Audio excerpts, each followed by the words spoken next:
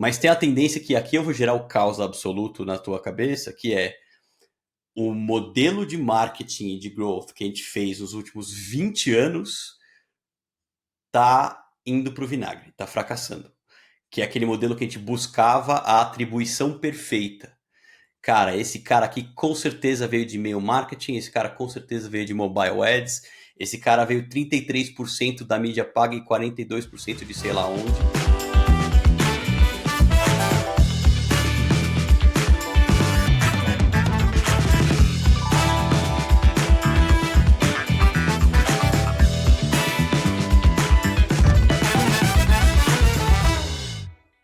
Oi, tudo bem com você? Meu nome é Paulo Chiodi e você acaba de dar play no Product Gurus, o podcast que é a voz por trás dos produtos, e comigo, hoje, Felipe Collins. Tudo bem com você, Felipe? Fala, tudo bem? Então é um prazer estar aqui. Alô para você que está ouvindo. Vamos imergir em growth hoje. Vamos falar de growth por quê? Porque 2024 é o ano de growth. Quem tá falando isso? Eu, óbvio. E também porque no início desse ano, no primeiro episódio de 2024 da Product Gurus, eu falei que 2024 seria o ano de growth. Algumas pessoas duvidaram. Falaram, não, como assim ano de growth? Não, mas é ano da eficiência, que isso e tal, não sei o quê. E por que eu falei isso no início do ano? Porque o CFO, quando os CFOs falam, todo mundo deve prestar bem atenção nas entrelinhas, que é o CFO da Amazon, ao falar sobre o resultado da Amazon no Q4, ele deixa uma opinião ali que é 2023 foi um ano da eficiência. Foi a bandeira usada ali. Em 2024, um ano de growth, de crescimento. Passou alguns meses, todo mundo riu da minha cara, mas passou alguns meses, Lene soltou um artigo falando sobre o mercado de trabalho dos Estados Unidos e olha só que coincidência. As posições de growth são as que mais crescem, as que mais cresceram nos últimos tempos ali. Muito mais do que Product Manager, que se estabilizou, crescimento de Product Owners, User Research. Então, growth é o ano de growth, o growth está na moda. E para falar de growth, Felipe Collins, não? É uma das maiores referências de growth no Brasil, que está todo dia ali fazendo conteúdo no LinkedIn. E, Felipão, eu já vou fazer a pergunta que é a seguinte. Porque a gente sabe, o pessoal de growth só sabe ficar fazendo campanha paga, né? Growth, não é isso? Como que você definiria growth e qual é a sua importância estratégica para as empresas? Boa, Paulo. Primeira resposta é não, pelo amor de Deus, não. Growth não é só ficar fazendo campanha de mídia paga, nem só ficar mudando cor de botão, pelo amor de Deus. Como todo conceito que cresce muito rápido, teve muita gente definindo growth como a coisa que eles queriam que fosse, e não como que de fato é. Então tem gente que fala que é processo, tem gente que fala que é método, tem gente que fala que é competência, tem gente que fala que é comprar mídia no Facebook, no LinkedIn, no Google. Nenhum desses é perfeitamente realidade. Growth, em última análise, em tradução literal aqui, crescimento. Uma posição de growth é responsável por fazer uma companhia crescer. Ah, mas está muito genérico. Beleza. Onde que se encaixa uma posição de growth ou uma equipe de growth ou alguma coisa do tipo? Geralmente é uma intersecção aqui que eu estou falando de marketing com vendas, não necessariamente você vendendo, mas você empoderando vendas, e muitas vezes em produto, especialmente em organizações que são product-led, né? Que são o produto lidera a estratégia de crescimento de go-to-market. Então, tem ali uma intersecção de produto, de vendas, tem gente que até estende para CS um pouco essa posição de growth, mas eu prefiro ficar aqui nessa intersecção marketing, produto, vendas, com a missão de melhorar métricas, especialmente métricas de receita da companhia. Óbvio que tem a galera que fala de North Star Metric, que fala de outros modelos aqui, mas é para trazer mais gente para dentro, mais gente comprando para dentro e manter quem está comprando muito feliz e contente comprando mais. Então, para mim, esse é o principal aqui. E aí você pode desdobrar num set de competências de growth, que pode ser um próximo tópico aqui, que vai desde, para algumas companhias e para alguns profissionais, vai ser sim, tem mídia paga, tem teste AB, tem volume, e para outras, muito pelo contrário, você não vai encostar num ad manager, você não vai encostar num teste AB de landing page. Então, o buraco é muito mais embaixo e existe bem mais ambiguidade do que o que pensam por aí. Ótimo, a gente vai desvendar, ou tentar desvendar, tudo isso, porque growth está crescendo e a gente vai tentar desmistificar, porque quando, que nem você falou, Felipão, quando alguma coisa começa a ganhar um pouco mais de importância, a galera começa a desvirtuar os negócios, aí começa a criar curso, seja Growth 5.0 em 3 meses, tá, não sei o quê. Não vamos entrar nessas coisas, tá, Felipe? Te ensina a ganhar US$ 1 milhão em apenas 2 cliques? Não, não é o caso. Isso, ok. Ótimo. Antes da gente entrar no. Antes de eu ir para recados e voltar, eu queria saber. Que você falou, dependendo do tipo da empresa, growth pode ter um perfil diferente, né? Então, quais são as principais diferenças? E aí aqui a gente, antes do perfil estratégias, né? Quais são as diferenças entre as estratégias de growth para um B2B e B2C? Isso ficaria embaixo de um CMO? Como que é a abordagem? Eu acredito que sim, tem um papel de CMO que é bem relevante na organização, meio que de mão dada com o Chief Revenue Officer, um head de vendas aqui, não dá para operar separado, na verdade, mas depende de B2C versus B2B, mas também depende de uma compra de maior valor agregado, que vai ter compra por comitê, ou que vai ter uma venda complexa, vamos dizer assim, versus uma venda mais impulsiva, uma venda mais one shot. Vou tentar exemplificar, tá? Você falou do CFO da Amazon. Amazon B2C, às vezes tem até produtos B2B com Amazon Web Services, mas deixa eu usar o varejo aqui B2C como exemplo. Cara, comprar com um clique, retargeting, remarketing, e-mail marketing, anúncios em uma série de canais, tanto de performance direto quanto de branding e awareness para os modelos dele de streaming, etc. Então, a Amazon é, per se, uma estratégia de mais compra B2C baixo valor agregado, tá? Este tipo de growth vai ter uma série de competências que demandam volume. Vai ter uma base de dados super bem estruturada, vai ter uma compra de mídia com alto requinte, vai te caçar até o final dos tempos oferecendo The Boys para você assistir lá no Amazon Prime. Então eles têm um volume de dados e um volume de consumidores potenciais muito grandes. Então eles têm que otimizar para um custo de aquisição barato, porque o ticket médio também não é muito alto, e atingir muitas pessoas. Se você vai para uma CB Insights que vende dados para startups, um projeto com uma licença do SaaS deles vai custar 20, 30 mil dólares por ano, e você só tem contrato anual. É uma venda B2B, vai ter CFO, vai ter gente de inovação, vai ter gente de venture capital comprando, é uma compra por comitê. O go-to-market deles e o growth deles vai ser totalmente diferentes. Ele vai ter newsletter super recorrente, com conteúdo, muito report, muito material de download, evento. Ele vai ter o tal do thought leader, que é o executivo que fica falando no LinkedIn e ganha reputação no LinkedIn. Então tem uma abordagem totalmente diferente de ir da mercado, por consequência, habilidades de growth diferentes. Mas não é só B2C versus B2B. Se você vai, por exemplo, para uma compra B2C de alto valor agregado, tipo um apartamento ou um Porsche, que nem eu sei que se você tem o celular na garagem, você tem um go-to-market um pouco distinto. Então o cara da Porsche, ele vai ter o clube de eventos da Porsche, ele tem swag da Porsche para te dar, ele tem uma série de outros elementos que não são anúncios no Instagram e no Facebook que vão fazer você entrar. Por consequência, é um produto que é B2B-ish na monetização, tipo um Notion da vida. Ele é B2B, ele vai monetizar melhor nas equipes, embora ele tenha um ótimo canal B2C, só que ele vai meio com product-led, vai te levar para dentro, vai te dar template, vai te dar um monte de coisa de como usar o Notion como segundo cérebro, ou como CRM, ou como sei lá o que, mesmo vendendo para companhias, porque é o usuário que leva para a empresa. Então, veja que não é só o modelo de receita B2B versus B2C, mas também importa o modelo de negócio, também importa o produto. Então, eu sou bem mais adepto daquela teoria do Brian Balfour no Reforge, do Product, Market Channel, Model, Fit.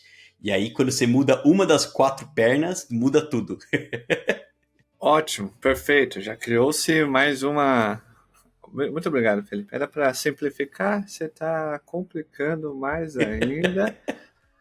Muito obrigado, Felipão. O link da Reforge, que o Felipe acabou de mencionar, tá na descrição aqui do episódio, então clica lá para você descobrir mais um pouquinho. E caso você queira entender num contexto Brasil, Felipe Collins, o link está na descrição também do LinkedIn do Felipe. Você vai lá, se conecta com ele e fala assim: ô Felipão, você complicou Growth lá?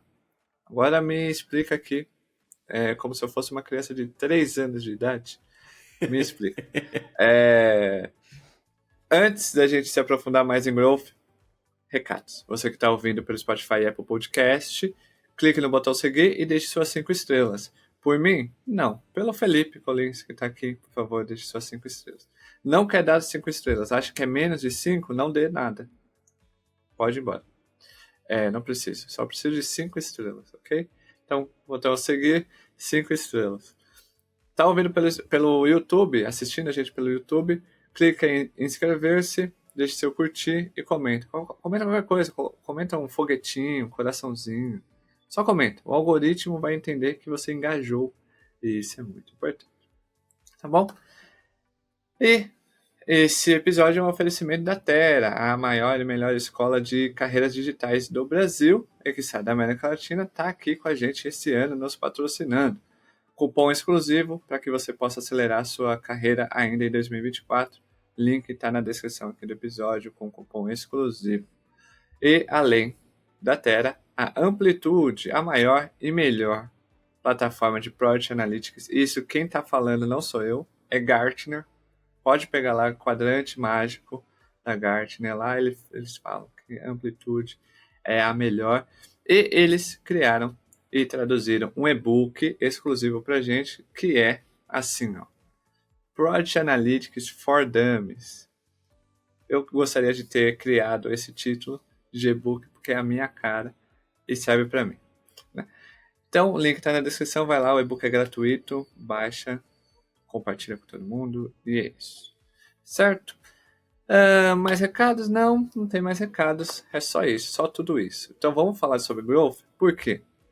Porque 2024, o cenário econômico e tecnológico não é aquele cenário de alguns anos atrás, vaca gorda, toda terça-feira, 12:01, caía um cheque no eixo Faria Lima, Morumbi, Pinheiros ali, um cheque da SoftBank e é isso, de milhões para alguma startup. Hoje é vacas magras, é mais eficiência e crescimento com maior eficiência, além de IA e essas coisas todas aí. Ô Felipe, quais são as tendências que você observa no campo de growth? Porque de tecnologia, a gente, aparentemente hoje, tecnologia a gente vê quase que explodiu, né? Tipo, a gente acompanha, então todo dia é uma IA nova, é um serviço de criar vídeo, criar som, enfim. Growth tem essas coisas também ou não? É sempre funil? Não necessariamente. Eu acho que você alugou um duplex na minha cabeça falando que eu tô complicando as coisas, porque tem um dos lados que eu vou complicar ainda mais com essa resposta, mas tem outro que dá para simplificar. Você pode pensar em growth como um mecânico e depende da ferramenta que você usa pro tipo de carro que você tem. Então vamos hiper simplificar aqui. Agora, para complicar um pouco mais as coisas, o CFO da Amazon falou que é o ano do growth de novo. Eu acho que a timeline deles nos Estados Unidos, macroeconômica, etc., versus a nossa aqui, ela ainda é descasada. Então a gente passou pelo período de bonança, que você trupicava, caía um Series B e no seu colo com valuation muito esticado. Vivia esse período como venture capital, era muito difícil competir por bons deals, porque a galera estava jogando dinheiro mesmo em qualquer coisa.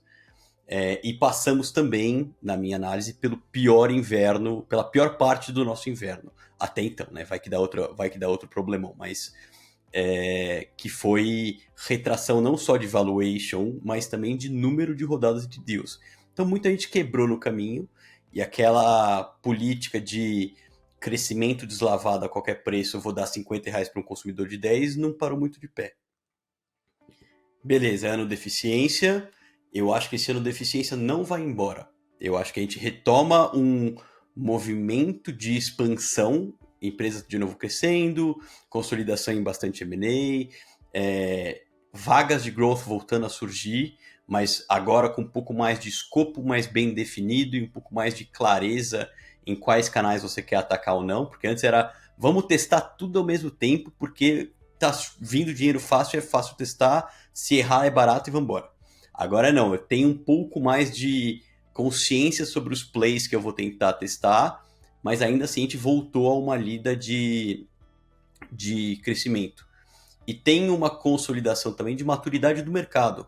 O mercado, apesar de growth estar ficando mais... A palavra growth está ficando um pouco mais confusa, sempre, né? O mercado está um pouco mais preparado para contratar pessoas e montar equipes de negócios com crescimento mais escalável. Então, antes, você vai pensar, alguns anos atrás aqui no Brasil, a gente tinha 2 startups em série B, 3 startups em série B. Agora a gente tem algumas dezenas. E você tem pessoas e equipes que passaram por um tipo de crescimento que conseguem mais ou menos tentar replicar em outra corporação. Então, o mercado, a mão de obra, você mencionou ali escolas de growth, então mão de obra está mais preparada e as companhias estão um pouco mais pensando em crescer de novo e não só em segurar a caixa. Então, essa é uma coisa bem relevante aqui que a gente tem de volta aqui, tá? E até algumas companhias que não eram base tecnológica, startup, aquela coisa cool, estão começando a ver que com growth, e aqui growth entenda-se uma abordagem mais científica para você encarar marketing e aquisição de clientes, você consegue crescer mais. Então o ferramental está mais barato, você mencionou ferramenta de AI, você mencionou ferramenta de analytics, etc. O ferramental está mais barato e mais acessível, então eu que era um negócio tradicional que nunca tinha olhado isso antes, consigo começar a observar e tentar trazer clientes de uma maneira um pouco mais previsível, com canais um pouco mais coordenados. Então essa é uma boa tendência, mas tem a tendência que aqui eu vou gerar o caos absoluto na tua cabeça, que é o modelo de marketing e de growth que a gente fez nos últimos 20 anos tá indo pro vinagre, tá fracassando. Que é aquele modelo que a gente buscava a atribuição perfeita. Cara, esse cara aqui com certeza veio de e-mail marketing, esse cara com certeza veio de mobile ads, esse cara veio 33% da mídia paga e 42% de sei lá onde, porque a gente tá vendo uma volta de privacidade. Então, o Google decidiu não matar os cookies, mas tem o iOS 14, tem a LGPD, tem uma série de outros mecanismos surgindo que está muito mais difícil se atribuir à mesma pessoa por toda a jornada dela, exatamente qual foi o peso de cada ação que você fez. Então a gente está tendo que voltar a um marketing um pouco mais original, do tipo, eu ataco esse canal, ou eu ataco com essa campanha, e eu tenho um salto de fé que eu vou basear por correlação se ele melhorou minha performance ou não. Não vai ser diretamente atribuição na vírgula, exceto quem tem muito dado e quem tem um volume boçal de dinheiro e ferramenta para conseguir fazer isso, especialmente em venda no growth, que você falou B2C, e de venda mais impulsiva. Então eu abro lá o site da Nike para ver um boot, o boot me persegue por todos os cantos do mundo e em algum momento eu vou lá e compro. Mas se eu for lá comprar na loja, sendo de outro player ou não, eles não vão conseguir atribuir exatamente. Então tem cada vez mais caos, tem cada vez mais canal. Você acha que vida de growth é fácil, que é só ficar fazendo post no Facebook? É muito pelo contrário, tá? A sua cara de surpresa. A gente está muito mais exposto à mudança de comportamento do consumidor. Começaram a ver TikTok, o lapso de atenção diminuiu, eu vou ser afetado muito antes do que qualquer produto, porque as pessoas vão começar a comprar diferente. Mudou um algoritmo de uma rede social, eu vou ser muito mais afetado. Mudou uma lei de privacidade, mudou um comportamento do consumidor, entrou um player no mercado, mudou o câmbio, growth está muito mais na ponta, perto do consumidor. E aí você pode me corrigir se eu estiver totalmente enganado, tá? Mas eu acho que a gente é mais afetado por essas mudanças macro, não só macroeconômicas, mas de consumidor, comportamento, etc. E Aí, tal qual como produto, todo dia, como a barreira de entrada está muito baixa, tem alguém querendo comer um pedaço do mercado. Todo dia nasce um SaaS novo que quer fazer o que você faz, todo dia nasce alguém novo que quer pegar um naco do teu mercado.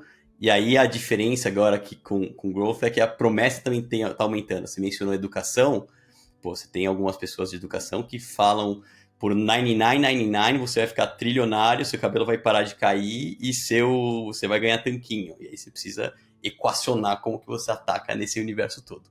Ótimo. Então, uma coisa que eu já aprendi, growth não é simplesmente fazer um funil e ficar comprando mídia paga no TikTok e no Instagram com turbinar esta publicação, certo, Felipe? Isso não é growth. Perfeito.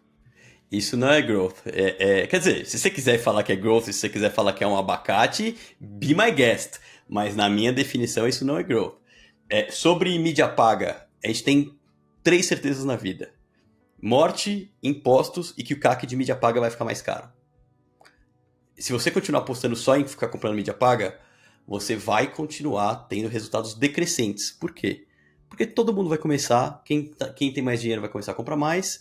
É basicamente uma correlação oferta e demanda, só que a demanda é a tua atenção. E a tua atenção vai ser limitada, cada vez mais limitada, com cada vez mais estímulo, e tem mais gente querendo aquele mesmo público.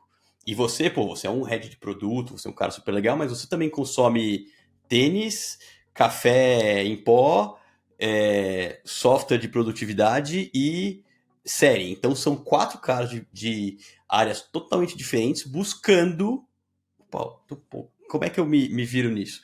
Aí você precisa começar uma descoberta de outros canais e, bicho, vira uma coisa bem potencialmente caótica até você organizar. Ótimo. E você acha que o lance, o caminho, e aqui eu não sei se foi uma decisão de growth, foi uma decisão de negócio, ou foi uma decisão de produto, tecnologia, mas acredito que tenha sido em consenso, porque recentemente a gente viu a Amazon fazendo uma parceria com o TikTok para que a compra na Amazon possa ser feita durante o uso do TikTok. Então a pessoa está lá, vendo o TikTok, gostou de alguma coisa, ela clica, ela não vai ter que sair do TikTok e ir para o aplicativo da Amazon. Ela consegue comprar itens da Amazon diretamente no TikTok. Que é essa questão da atenção, né? Aonde as pessoas estão? Estão no TikTok. Então, eu preciso criar uma jornada ou um fluxo sem fricção para que isso possa aumentar a minha receita e, consequentemente, todo o meu funil e toda a minha atribuição, né? Porque aí eu consigo atribuir ao TikTok. Você acha que esse é o caminho? Uma das tendências é essa, esses aplicativos de varejo, digamos, Amazon, não sei, enfim, Shopify, digamos assim, essas plataformas, elas começarem a se adentrarem nas redes sociais, aonde as pessoas estão, digamos assim, onde as atenções estão, ao invés de fazer integrações apenas? Eu acho que tem 2 vertentes para essa sua pergunta. A primeira é sobre a Amazon tirando uma fricção na compra. Então, você poder comprar direto no TikTok é a mesma lógica de você poder comprar com um clique no site da Amazon. Para você não ter que entrar lá e pegar e colocar seus dados do cartão, ou ter que receber um potencial Pix e pagar o Pix e sair do ambiente da Amazon e tal. Então, em produto a gente tem mais ou menos a mesma lógica. Você precisa eliminar a fricção do usuário para fazer qualquer ação, seja comprar, seja no caso de dentro do produto emitir um dashboard ou fazer uma ação X que você quer, você tira etapas, você otimiza esse caminho para que mais clientes tomem a ação desejada e você ganha nessa taxa de conversão. Então a primeira coisa é uma decisão mais lógica, é a mesma coisa de você conseguir um botão com clique, ou que nem a Casas Bahia fez lá atrás de fazer o crediário para você ter que voltar na loja. Então é uma decisão de produto, muitas vezes guiando isso. Estou intuindo aqui, eu não sou o executivo da Amazon para falar. O outro ponto Creator Economy, aqui minha análise vai ser cada vez mais foco de marcas e foco de consumo, porque já é foco de atenção. Então, o Gary Vaynerchuk, que é um dos grandes caras de mídia e redes sociais no mundo, ele lançou um livro esse ano chamado Day Trading Attention, como se fizesse um day trade, uma compra e venda no mesmo dia de ativos, só que de atenção. E ele fica obcecadamente olhando lugares onde a atenção está underpriced ou desvalorizada. Então, no Instagram, no Facebook ou até no LinkedIn, a atenção já está num preço justo, vamos dizer assim. Você já paga o que ela vale. Em plataformas nascentes, ou que com alto crescimento, aqui você está falando do TikTok, mas você pode até falar, não é pelo preço total, ele define até que o Super Bowl, que é o evento lá maior de propaganda dos Estados Unidos e de futebol americano, é uma atenção subvalorizada porque vira assunto em social no mundo todo. Então, você estar onde está a atenção do teu consumidor é cada vez mais tendência, e pessoas tendem a confiar em pessoas, não só em marcas. Não à toa, uma company page do LinkedIn versus um executivo no LinkedIn, o executivo entrega 3 vezes mais audiência para exatamente o mesmo post do que uma company page. E se a atenção está em pessoas e você se relaciona com as pessoas, você começa a comprar também por influência. Às vezes não é que nem, por exemplo, tem uma Boca Rosa ou um outro influencer que já coloca a venda, a Rihanna com a Fenty e tal, coloca uma venda imediata, mas, pô, você aqui fazendo um podcast de produto, recomendando uma escola e uma ferramenta, mesmo sem o link imediato de compra na sua cara no vídeo, você está influenciando o público que nos escuta que aqueles são bons ativos para você comprar. Então, a tendência é que cada vez mais dólares e reais de mídia paga ou de propaganda ou de divulgação, vamos falar assim, vão para o bolso das pessoas que já estão com a atenção do seu público. E aqui não é todo mundo tem que ser TikToker, porque às vezes está no LinkedIn, às vezes está no Instagram, às vezes está no Facebook, dependendo do seu público-alvo, às vezes está no Pinterest, às vezes está no evento presencial e beleza. Às vezes está no você patrocinar um happy hour. Tudo bem. Então, você precisa estar onde a sua audiência congrega e onde está a atenção da sua audiência, especialmente quando você está atenção direcionada para algo. Então, eu mencionei evento, você pode atingir o mercado de RH com Instagram, com Facebook, com LinkedIn, etc. Você vai ter uma efetividade. Se você for nos eventos de RH, onde as pessoas já vão para fazer negócio, ou de cibersegurança, que as pessoas vão para fazer negócio, a sua chance de sair lá com algumas reuniões qualificadas provavelmente vai ser maior do que se você investir uma proporção similar numa mídia qualquer. Então tem esse ângulo de você estar onde a sua audiência congrega. Ótimo. E aí, já que a gente está falando sobre isso, e você falou do Gary Vee, né? Gary Vee? Gary Vee, exato. Maravilhoso, adoro ele, adoro. Tirando os vídeos de coach dele. Motivação. Não, por favor, Gary, para. Exato, eu também não sou dessa linha. Eu gosto dos que ele analisa social media de fato. Isso, foca nisso daí que é bom. Tem uma estratégia tem uma estratégia dele que é usada por muitos. Pô, é muito legal ele. É muito melhor do que Neil Patel. Mas enfim, isso é uma polêmica, não vou entrar nisso aqui. A gente falou agora sobre a questão de Creator Economics, né? Que é tendência, enfim e tal. E aí, isso, não sei porquê, mas isso fez com que, na minha cabeça, surgisse a seguinte pergunta, que é, como que você aborda a questão do equilíbrio entre crescimento rápido e a sustentabilidade a longo prazo? Porque muitas das vezes na cabeça de alguém preciso de um crescimento rápido, preciso gerar receita esse mês. Então, o que eu faço? Mídia paga. Tome oferta, desconto, mídia leve paga, 2. Isso. E vai no mídia paga mesmo. Longo prazo, então eu vou pagar um influencer, né? Um criador de conteúdo, porque querendo ou não, é um canal na minha leitura, tá, Felipão? É um canal de longo prazo, né?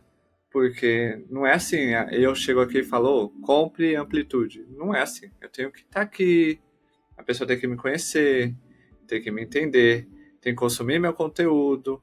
E aí, quando eu faço a inserção da amplitude, eu já criei o vínculo ali com a pessoa, com o ouvinte, que ele vai falar, pô, dado o que eu consumo do Chiodi aqui, ele é tonto? Um pouco. Mas é legal. Pô, ele tá indicando amplitude, então vou ver. Né? Então é um investimento a longo prazo. Como que você equilibra isso? E essa minha leitura tá certa? A sua leitura está correta. É uma questão bem delicada você ter que equilibrar esforços de conversão e captura de demanda com esforços de criação de demanda, perdão. E aí tem gente que fala de branding versus growth, tem gente que fala de captura de demanda versus conversão de demanda. Basicamente, são coisas similares, tá? Um é você ser lembrado, ou que nem eu mencionei antes, alugar um duplex na cabeça da pessoa para toda vez que ela lembrar daquela categoria ou para que ela tiver aquele problema, ela levar você em consideração.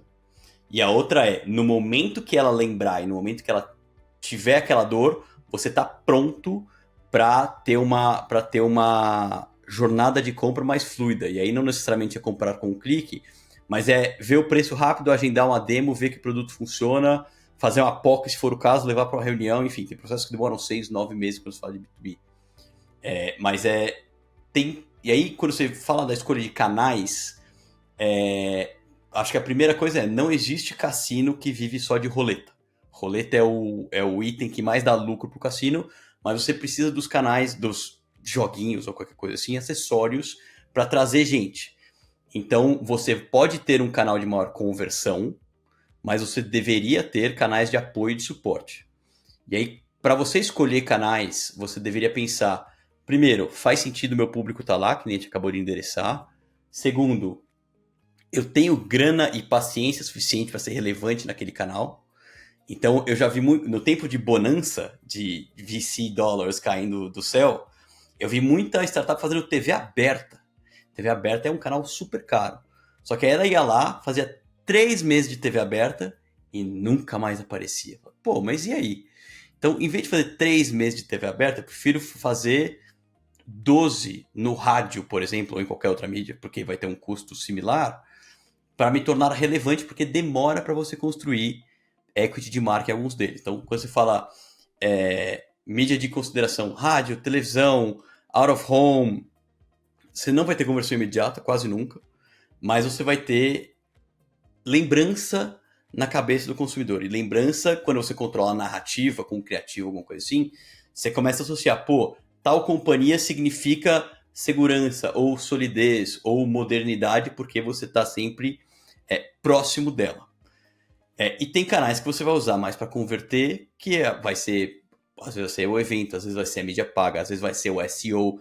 Mesmo se você for usar SEO como exemplo, tem gente que consegue fazer isso muito mais rápido, mas para uma estratégia de SEO funcionar de fato, você precisa de tempo para construir o equity a tua arquitetura em torno das palavras-chave que você quer, para você conseguir ranquear do jeito certo, para você conseguir ter um volume de buscas, etc, etc, demora.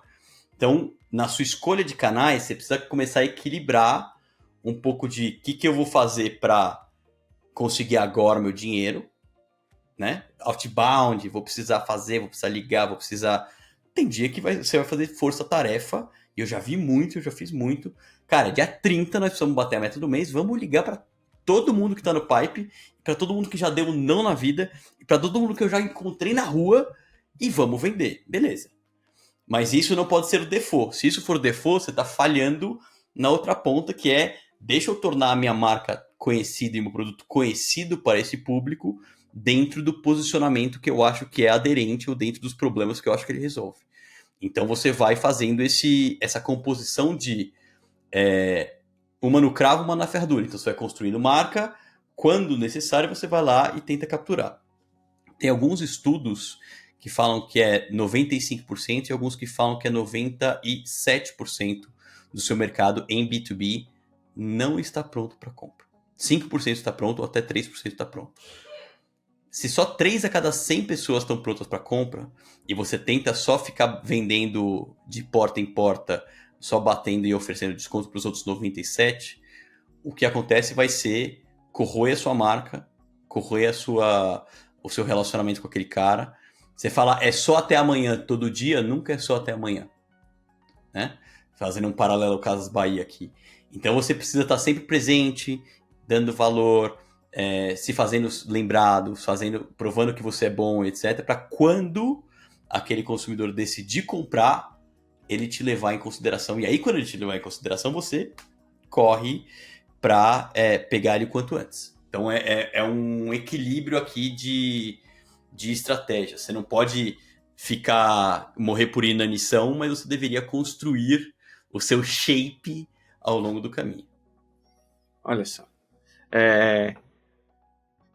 E aí vem a questão, né? Sempre que a gente fala de estratégia, ou de uma construção, ou de alguma análise, hoje, em 2024, a gente acaba meio que naturalmente trazendo o assunto inteligência artificial.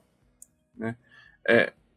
Como a inteligência artificial e o aprendizado de máquina estão impactando essas estratégias de growth que a gente está mencionando aqui, que você acabou de mencionar, Felipe?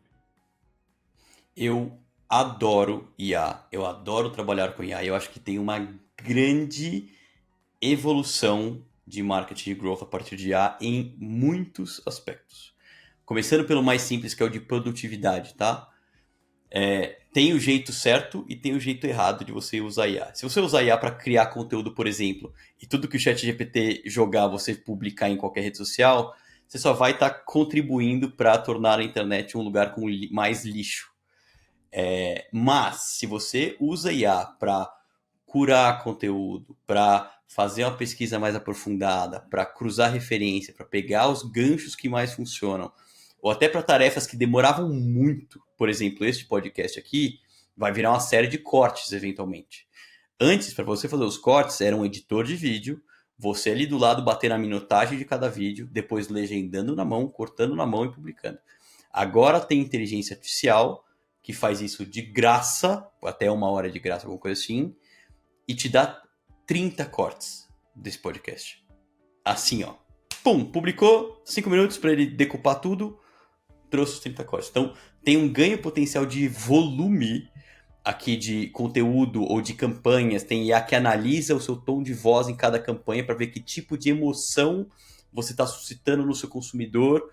E com isso, você consegue mudar o criativo A ou B, que te dá uma aderência e uma performance muito melhor no tempo. E aí, obviamente, você pode usar IA para o crunch de dados, que é bem mais complexo. Então, cruzar dado de Big Data, cruzar referência, cruzar público, cruzar N coisas. Hoje dá para você fazer out of home, que é a mídia outdoor, buzzdoor, etc, etc, relógio de rua, etc, com um viés até mais programático, correlacionando com a geolocalização do celular da pessoa. Então, esse nível de acurácia ou de complexidade que a IA te permite é uma coisa totalmente fora do comum, se a gente estivesse pensando alguns anos atrás. Isso nos permite bem mais ações com bem mais precisão. E obviamente vai ter a galera que usa errado, não estou falando que eu uso certo, tá? E que vai só otimizar pelo volume de coisa que você joga no ar. Mas eu não acho que é por aí. Eu acho que é você empoderar uma execução a tomar decisões melhores e ser mais preciso. E tem muita Martech usando IA para várias coisas, então estou bem contente, bem empolgado com isso. Ótimo. Inteligência artificial, ela é o que você pede para que ela seja. Né? Exato. Essa é uma definição muito bacana que eu estava lendo em algum lugar, alguma matéria lá de fora, e alguém deu essa definição. Eu falei, faz sentido, é isso. Às vezes a gente reclama, pô, o ChatGPT é uma merda. Ele só gera aquilo que é dado para ele. Então, se você pede Perfeito. merda, ele vai gerar merda. Ele não é ele não é mágico, né? Ele não é um gênio da lâmpada, caceta. Então, tem que entender também como funciona a inteligência artificial, né? Às vezes a gente se perde um pouco, acha que crie uma campanha para Instagram assim assado. Aí você fala, não performou, nossa, o chat GPT é ruim. Não, é porque você pediu algo genérico, então ele vai te dar algo genérico. E às vezes, se você faz uma campanha com 3 fotos, 3 copies, 3 links, você teria que cruzar, para cruzar direito, você teria 81 variações. Em vez de você fazer as 81 variações, você bota numa ferramenta X e ela fala copy 1, imagem 2, link 3. E ela vai otimizando para o público, etc. E consegue chegar no vencedor 10 vezes mais rápido do que você chegaria com 100 vezes menos trabalho. Então você está melhorando percentualmente alguma coisa, mas no final do dia, economicamente, vai fazer muito sentido para você. Quer a dica dessa ferramenta que o Felipe acabou de falar? Vai lá, segue ele no LinkedIn e fala, ô Felipão, qual que é essa ferramenta aí? Eu quero. Boa. Ok, falamos agora sobre conceitos, critérios, perfis e afins de growth. E a gente começou a falar sobre growth nas empresas e agora a gente vai mergulhar. Porque eu vou dar aqui Vou falar aqui um pouco da minha experiência. Eu passei por uma empresa em que growth era growth. Né? Growth era growth. Ele estava olhando a receita, então tinha uma reunião em que o head de growth ele se colocava ali como uma autoridade do assunto, a parte estratégica, ele abria relatórios e via, explicava o funil, explicava comportamento, tendência, e vai e tal. Então, cada R$1 que a gente investe está trazendo tanto. A gente não vai mais usar esse canal. Eu adorava. Um beijo, um abraço pro Tito. Era uma aula de growth ali com ele nas reuniões de segunda. E tem outros lugares que eu passei que growth era nada mais, nada menos do que um puxadinho de vendas. Então era atacar tudo, não tinha funil, e por um momento, em alguma reunião, eu quase tive um colapso, quase que eu entrei em combustão, quando me falaram, não, é que 95% do budget de growth está no Google Performance, que é a ferramenta do Google que ele mesmo escolhe. Eu entrei, eu falei, oi? Gente, quase que eu falei assim, gente, Primo Rico já avisa que não se pode colocar todos os ovos na mesma cesta. Entendeu? Vamos diversificar os ovos? Mas eu não consegui falar isso porque eu entrei em combustão ali, quase que tipo, oi? Então, growth, como a gente falou lá no início do episódio, dependendo da empresa, eles têm um pouco de legal e ruim. Quais são, Felipe, na sua experiência, quais são os maiores desafios que você enfrenta, ou que alguém de growth mesmo enfrenta, ao implementar estratégias de growth em diferentes estágios de maturidade da empresa? Então, eu falei de 2 empresas aqui que, na minha leitura na cadeia de produto, estão em maturidades diferentes e olham growth diferente. Quais são os maiores desafios nesses casos? Olha, você me deu azia na sua frase sobre a empresa que deixava tudo no Google e falava que era growth, tá? Meu estômago está queimando, o seu próximo patrocinador deveria ser um antiácido depois dessa. A tua primeira... O primeiro exemplo que você deu de growth como corresponsável pela receita, mesmo que você tenha time de vendas, mesmo que você tenha um time de marketing mais institucional / branding, é para mim a leitura mais adequada, tá? Então você precisa sim tá tanto numérico de olhar funil, olhar taxa de conversão, olhar o que tá acontecendo, quanto também com tendências, comportamento do consumidor e assim por diante, porque você vai liderar esse processo de aquisição de receita. Mas para você chegar lá, de fato, existe uma jornada relativamente longa de aprendizado, e por aprendizado entenda-se bastante erro no meio do caminho. quando você fala de growth só como um puxadinho adequado a vendas com mídia paga, às vezes growth, dependendo da companhia e do modelo, pode estar mais colado com vendas, mas não necessariamente só na originação de novos deals ou leads. Pode estar atuando em taxa de conversão, pode estar melhorando o tempo de venda, pode estar melhorando ticket médio, entre outras coisas. Entre desafios que você tem para implementar um time de growth primeiro, definir o que diabos que é, porque ainda existe muita nebulosidade nisso, e qual vai ser o papel. Definir quais são os indicadores de sucesso, e não pode ser só, por exemplo, número de leads, porque se você otimizar por número de leads, você pode, né? Não necessariamente. Só jogar coisa ruim para vendas, aí vira aquela velha briguinha marketing versus vendas, que vendas reclama que marketing só manda lead ruim, e marketing reclama que vendas não atende nenhum dos leads que eles mandam. Então tem que ter uma visão mais corresponsável pela receita mesmo. E aí você pode estar falando desde um colateral, de um enablement para vendas, ou de uma demo mais interativa, quanto de uma estratégia de ataque a uma base de empresas que você julga estarem no seu ideal customer profile, por exemplo, cara, pode ser mala direta se você quiser. 0 mídia digital, você vai mandar um vinho para casa do cara, hipoteticamente. E aí, outro desafio que você tem quando você fala de growth é que, às vezes, você otimiza pelo que é fácil de medir e não pelo que dá resultado. Por quê? Porque se é fácil de medir, eu consigo, abre aspas, provar de alguma maneira. Por isso que a galera gosta de mídia paga. Porque mídia paga, você bota R$1 aqui, sai algum resultado ali quase de maneira imediata, né? Dependendo do tamanho do público e etc. Só que, especialmente quando a gente fala de B2B, com volumes menores, como é o caso da boa parte das companhias aqui no Brasil, especialmente startups, isso não é tão óbvio. O público é muito menor, o volume de tráfego é muito menor, o volume de dinheiro para você investir é muito menor, então você não necessariamente tem base estatística para tomar boas decisões. E aí o desafio é como que eu consigo, com algum tipo de causa e correlação, estabelecer que aqueles canais, ou que aquela campanha, ou que aquele criativo que eu fiz influenciou positivamente numa aquisição de clientes. Então tem um pouco de ciência, mas tem um pouco de olhar artístico para você entender o que está funcionando ou não. E aí, ainda na dicotomia arte versus ciência, você tem também o papel de proposta de valor, posicionamento e criativo nesse meio do caminho.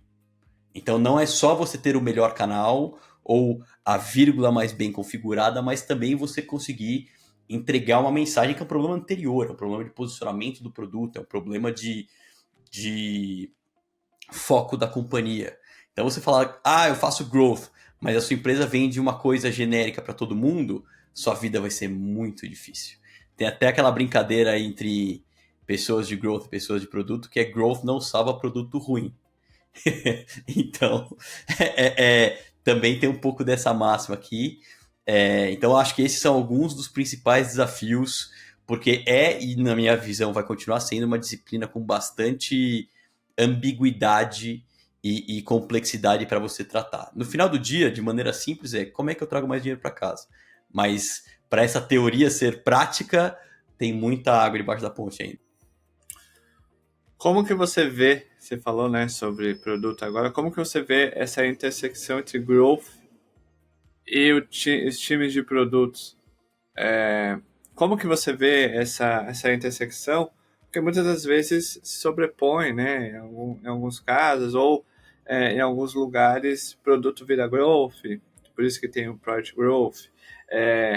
E muitas das vezes o growth não está dentro do time de produto, está fora. Enfim, como que você vê?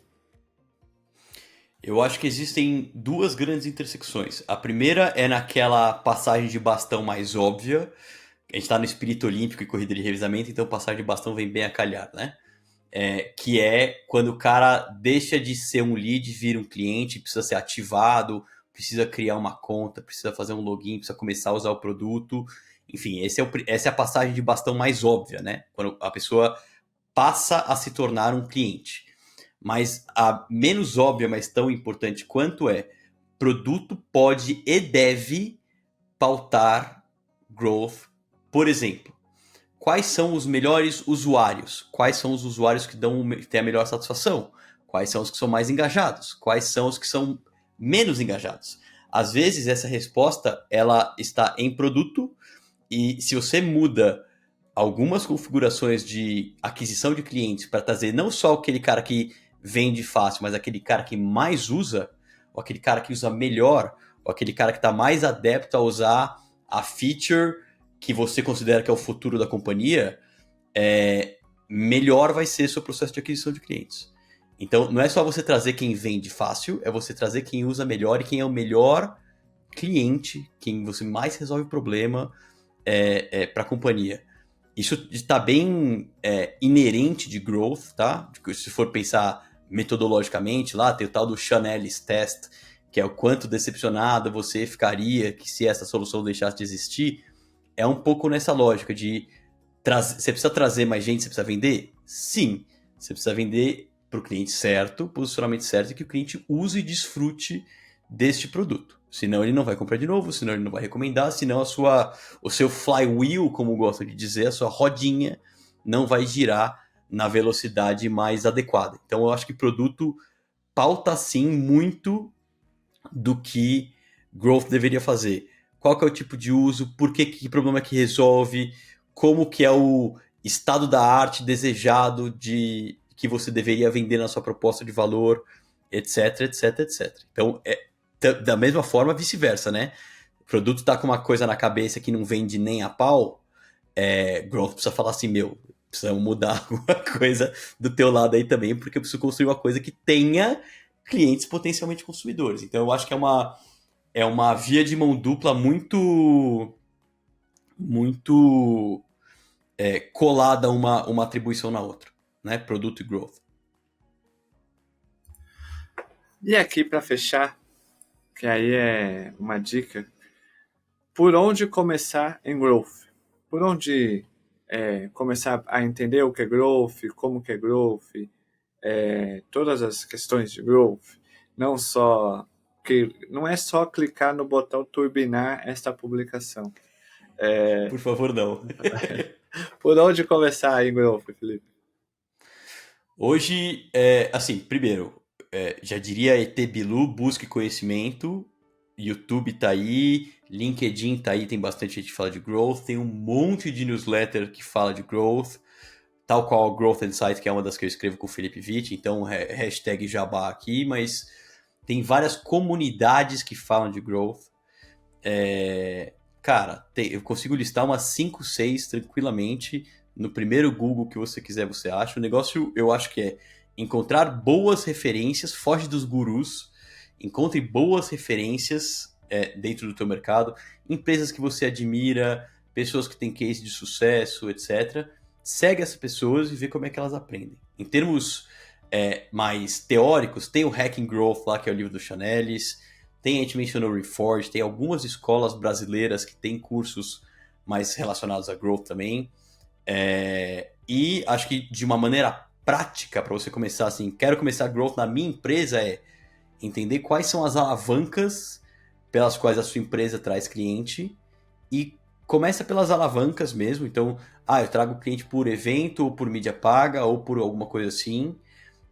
Começa pelas alavancas e depois você vai entendendo um contexto maior e mais completo, que você tem um motor inteiro para mexer, para trazer cliente, para reter cliente. Então começa pelo micro e depois você vai para o macro, porque começa pelo que é mais aplicável, você começa a mexer já e depois você vê na prática. E aí, acho que por fim é você ter uma abordagem científica para a coisa. E aí científica eu tenho uma hipótese, eu acho que esse trem aqui vai dar certo, o que me diz se ele deu certo ou não, testei tempo suficiente para ver se dá certo ou não, deu, não deu, documentei o aprendizado, próximo. Então, você vai nessa mentalidade mais científica e iterativa. Não difere muito de produto, que eu acho mais incrível, né? Eu já escutei você falar isso aqui de maneiras similares algumas vezes.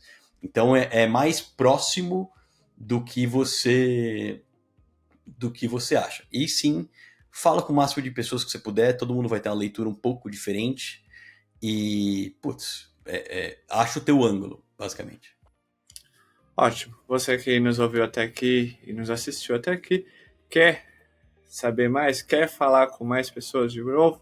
Então comece certo, que é, vai lá, Felipe Collins no LinkedIn, manda um oi, se conecta com ele, segue. Ele é top voice, mas ele não é Chique, fanfiqueiro. né? Mas ele não é fanfiqueiro. Ele não... Não, não, pelo amor de Deus. Ok. Às vezes o LinkedIn acerta ao escolher uns top voice. Às vezes. De vez em quando só. Isso. Felipe Collins é top voice, tá lá criando conteúdo de growth. Tem a newsletter, o link tá na descrição. Então se conecte com ele, converse com ele. E aí, a partir dele, mais ninguém, a partir dele, você vai conversando com outras pessoas, Felipe Witt, Jana Ramos, enfim, você vai lá, etc. Bom, dito isto, muito obrigado, Felipão, pelo tempo. É uma honra ter você, um grande nome de growth no Brasil, nesse humilde podcast. Eu que agradeço, estou a um alô no LinkedIn ou resposta de e-mail de distância. Já vou também botar vocês na newsletter, então estou bem orgulhoso aqui. E, putz, é um prazer no que você quiser perguntar, enfim, estou à disposição. É isso. Beijos, tchau, fui.